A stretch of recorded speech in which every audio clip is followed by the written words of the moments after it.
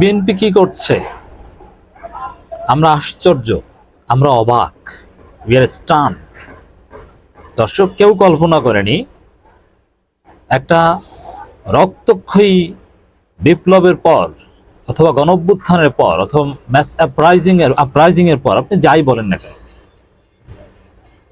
কয়েক মাস যেতে না যেতেই বিএনপি সেই গণঅভ্যুত্থান কিংবা বিপ্লবের নায়কদের বিরুদ্ধে অবস্থান নেবে, মুক্তিযোদ্ধা কিংবা বীর শ্রেষ্ঠ, বীর উত্তম, বীর প্রতীকদের বিরুদ্ধে অবস্থান নেবে, প্রকাশ্যে তাদের চরিত্র হনন করবে বাংলাদেশের সবচেয়ে তথাকথিত বড় দল বিএনপি। আমরা অবাক, বিএনপি সেটাই করছে। শুধু জুলাই আগস্টের বিপ্লবের নায়কদের বিরুদ্ধে নয়, বিএনপি জুলাই আগস্টের চেতনার বিরুদ্ধে দাঁড়িয়েছে, জুলাই আগস্টকে টার্গেট করে ডিমোরালাইজ করছে, অ্যাজ ইফ 2024-এর জুলাই আগস্টে কিছুই ঘটেনি, ওগুলো ফালতু। বিএনপি এখন সে স্ট্যান্স নিয়েছে। আপনি অবাক হচ্ছেন না? আপনি অবাক না হলে আপনার সমস্যা আছে, আপনার মধ্যে দেশপ্রেম নেই। আপনি 24-কে ধারণ করেন না, আপনি আওয়ামী লীগ এস্টাবলিশমেন্টকে সাপোর্ট করতেন। আপনি চেয়েছেন যে আওয়ামী লীগ ক্ষমতায় থাকুক।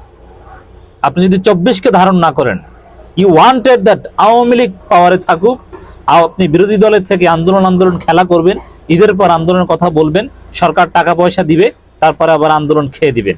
আপনি এটা একটা বড় ব্যবসা। কখনো কখনো আবার গ্রেপ্তার নাটক হবে, কিছুদিন পর জামিন পাবেন, জাতি আপনাকে মহান নেতা মনে করবে, এর মধ্য দিয়ে আপনার ব্যবসা বাণিজ্য ঠিক মতো চলবে। আপনি চেয়েছিলেন এটা, যদি আপনি জুলাই আগস্টে স্পিড ধারণ করতে ব্যর্থ হন। দর্শক, বিএনপি সেই কাজটাই করেছে। আমরা নিঃসন্দেহে অবাক যে বিএনপি জুলাই আগস্টের বিপ্লবের বিরুদ্ধে, বিপ্লবের স্পিরিটের বিরুদ্ধে অবস্থান নিল এবং শিক্ষার্থী জনতা যারা রাজপথে জীবন দিয়েছে, নেতৃত্ব দিয়েছে, যাদের পরিকল্পনায়, যাদের নেতৃত্বে সরাসরি আন্দোলনটা সফল হয়েছে, যে আন্দোলন সম্পর্কে বিএনপি বলেছিল এই আন্দোলনের সাথে বিএনপি সরাসরি জড়িত নয়, কিন্তু যারা সরাসরি জড়িত তাদেরকে আজকে ডিজাউন করছে, তাদের চরিত্র হনন করছে। তাদেরকে কেউ কেউ বিএনপির লোকজন রাজাকারের উত্তরসূরি বলছে, রাজাকার বলছে। ওই শেখ হাসিনা যেরকম রাজাকার বলতো, সেম বলছে। স্বাধীনতা বিরোধীদের খপ্পরে পড়েছে, দোসর, এইসব কথা বলছে। রাজাকারের নাতিপুতি বলা, এর মধ্যে কোনো পার্থক্য নেই। দর্শক, কি ঘটেছে দেখেন। বিএনপির একজন নেতা তারেক রহমানকে যে মানুষ খাম্বা তারেক বলে, এই খাম্বা তারেক থিওরির মূল প্রোপোনেন্ট, মানে যার কারণে, যার কুকীর্তির কারণে তারেক রহমানের মতো একজন আদর্শ নেতাকে মানুষ খাম্বা তারেক বলতো, সেই খাম্বা তারেকের নেপথ্যের ব্যক্তি ইকবাল হাসান মাহমুদ টুকু, বিএনপির স্থায়ী কমিটির সদস্য। বিএনপির নেতারাই বলেছে, খালেদা জিয়ার উপদেষ্টারা বলেছে যে ভারতের দালাল, টাকা পয়সা খায়, আওয়ামী লীগের দালাল, আওয়ামী লীগের আত্মীয়। ইকবাল হাসান মাহমুদ টুকু তিনি জুলাই আগস্ট বিপ্লব কিংবা অভ্যুত্থানের স্পিড ধারণ করবেন কিভাবে? তিনি তো পালাতক ছিলেন। জুলাই আগস্ট ঘটার অনেক মাস আগে পালিয়েছেন, তারপর নিরাপদ সময় দেশে এসেছেন। অতএব তার কাছে এগুলো কিছুই না।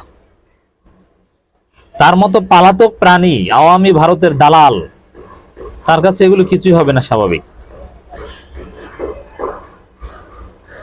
দর্শক, এই ইকবাল হাসান মাহমুদ টুকু কি বলছে? ছাত্রদের কথাবার্তা তো খারাপ, ছাত্ররা খারাপ, বুঝতে পারছেন ভাষার ধরন? ছাত্রদের কথাবার্তা খারাপ, তারা যেভাবে দাওয়াত দিছে সেটা আমার ব্যক্তিগতভাবে ভালো লাগে নাই। এর মানে দেশকে, বিপ্লব পরবর্তী বাংলাদেশ গড়ে তোলাকে তারা এখন বেআই খেলছে। যে বেআইবারই আমার তো সম্মান দিয়ে দাওয়াত দেয় নাই, হিস্ট্রি নিয়ে দাওয়াত দিতে আসে নাই, ওদের কথাবার্তা খারাপ, ওদের দাওয়াতে যাওয়া যাবে না।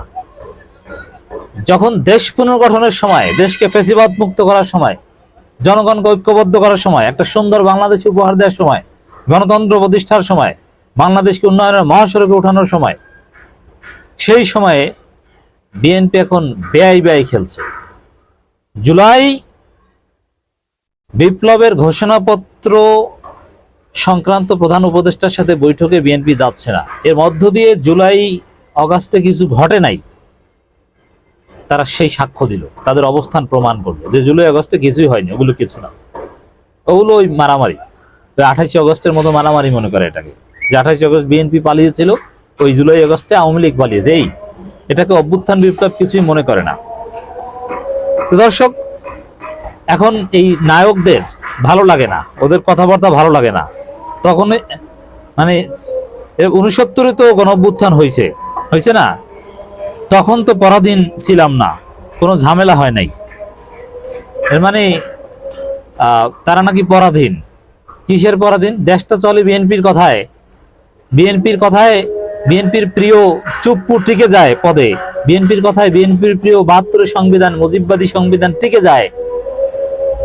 আর বিএনপি নাকি পরাধীন। বিএনপি এই সময় যে স্বাধীনতা এক্সারসাইজ করছে, যেভাবে ফ্রিডম এক্সারসাইজ করছে, যেভাবে তাদের সভা সমাবেশ বা মত প্রকাশ করছে, বিএনপি তো কিংস পার্টি। জিয়াউর রহমান থাকতেও এত সুন্দরভাবে পারেনি। তখনও জাসদের বা নানান গোষ্ঠীর প্রতিবাদের মুখে পড়তে হয়েছে। জিয়াউর রহমান সেনাবাহিনীর ভিতরে একটা অংশের সবসময় একটা উদ্বেগ যে কখন পাল্টা অভ্যুত্থান হয়ে যায়, ইত্যাদি ইত্যাদি। তো দর্শক, এই যে কথাবার্তা, এগুলোর মধ্য দিয়ে ছাত্রদের বিরুদ্ধে দাঁড়ানো হলো বিএনপির, এবং জুলাই আগস্টকে ডিনাই করা হলো। 69 গণঅভ্যুত্থানে ঝামেলা হয়নি। এর মানে আসলে এটা তো বেআইনি বিষয় না। প্রধান উপদেষ্টা দাওয়াত দিয়েছে, তারা এটা তো বোঝায় যে তারা আগেই বলেছে যে এগুলোর পক্ষে তারা নয়। কিসের প্রোক্লেমেশন? তারা এখন প্রোক্লেমেশনের বিরুদ্ধে অবস্থান নিয়েছে। কার্যত তারা জুলাই আগস্ট বিপ্লবের বিরুদ্ধে অবস্থান নিয়েছে। বিপ্লব তো বলতে তারা রাজি নয়, আমি গণঅভ্যুত্থান ধরলে গণঅভ্যুত্থানের বিরুদ্ধে অবস্থান নিয়েছে। তারা এটা ঠেকাতে চায়। যেরকম মুজিববাদ রক্ষা করছে, মুজিববাদী সংবিধান বাঁচিয়ে দিয়েছে, মুজিববাদী রাষ্ট্রপতিকে বাঁচিয়ে দিয়েছে, এরকম এটাও বাঁচিয়ে দিয়ে এবং আওয়ামী লীগকে নির্বাচনে আনতে চায়। সব সেম মিলে যাচ্ছে। অতএব এখানে ঠিক মতো দাওয়াত দেয়নি, ফোন করে দাওয়াত দিয়েছে। মিষ্টি নিয়ে যাওয়া উচিত ছিল, তাহলে মনে হয় আসতো। মিষ্টি নিয়ে না, আপনি স্বর্ণের জিলাপি নিয়ে গেলেও আসতো না। স্বর্ণ খাওয়া যায় জানেন তো, ইডিবল স্বর্ণ আছে। এই রমজান মাসে আমাদের ইন্টারকন্টিনেন্টালে সোনারগাঁও হোটেলে মাঝে মাঝে বিক্রি করে স্বর্ণের জিলাপি। তো স্বর্ণের মিষ্টি নিয়ে গেলেও কাজ হতো না, এরা আসতো না। এটা হচ্ছে বাস্তবতা। কারণ এরা জুলাই আগস্টের বিরুদ্ধে অবস্থান নিয়েছে, বিপ্লবের বিরুদ্ধে অবস্থান নিয়েছে। ছাত্র এখন তাদের শত্রু, তাদের বন্ধু এখন আওয়ামী লীগ, তাদের বন্ধু এখন মুজিববাদী সংবিধান, তাদের প্রিয় এখন রাষ্ট্রপতি চুপ্পু দাওয়াত দিলে ঠিকই যায়। চুপ্পু দাওয়াতে কিন্তু গিয়েছে, 16 ডিসেম্বর উপলক্ষে চুপ্পু দাওয়াত দিয়েছে, সেখানে কিন্তু মিস করেনি। জুলাই ঘোষণাপত্রের উপর সর্বদলীয় বৈঠক আয়োজন নিয়ে অসন্তোষ প্রকাশ করেছে বিএনপি। দলটির স্থায়ী কমিটির সদস্য ইকবাল হাসান মাহমুদ টুকু জানিয়েছেন, এই বৈঠকে বিএনপি যাবে না। বিএনপি স্থায়ী কমিটি সালাউদ্দিন আহমেদ সশরীরে গিয়ে বিষয়টি অবহিত করে আসবেন। মানে সশরীরে যাবে না, এটা অবহিত করে যে আসতে পারবে, কিন্তু বৈঠকে যেতে পারবে না। এর মানে দাওয়াত দেওয়ার সিস্টেম এটা কোনো বিষয় না। বিষয় হচ্ছে তারা এই অভ্যুত্থানের পক্ষে না, কষ্ট পেয়েছে। ইকবাল হাসান মাহমুদ কষ্ট পেয়েছে, কারণ মির্জা ফখরুল বলেছেন যে আন্দোলনের সাথে আমরা জড়িত না। তাহলে যে আন্দোলনের সাথে বিএনপি জড়িত না, সেই আন্দোলনে হাজিরা পতন হয়েছে, এটা মানতে পারছে না। ইকবাল হাসান মাহমুদ টুকু বলেন, ছাত্রদের কথাবার্তা তো খারাপ, তারা যেভাবে দাওয়াত দিয়েছে সেটা আমার ব্যক্তিগতভাবে ভালো লাগে নাই। গণঅভ্যুত্থান আগেও হয়েছে। 69 কি মিষ্টি নিয়ে দাওয়াত দিয়েছিল আপনাদেরকে নাকি? 69 আপনারা ছিলেন, দল ছিল। বৈঠকে না যাওয়ার পিছনে কি কারণ জানতে চাইলে বিএনপির এই নেতা বলেন, এটা কি দাওয়াতের ধরন? এটা কি ইনফরমাল প্রোগ্রাম নাকি যে টেলিফোন করে দাওয়াত করবে? না, এটা ডক্টর ইউনূসের মেয়ের বিয়ে, বাসায় এসে আপনাকে দাওয়াত দিতে। অন্য সবাই আসতে পারবে, তারা কেউ আপত্তি তুলল না, আপনারা আপত্তি তুললেন। এর মানে আপনারা বিপ্লবের বিরুদ্ধে দাঁড়িয়েছেন। ধান্দাবাজি এক্সকিউজ বাদ দেন।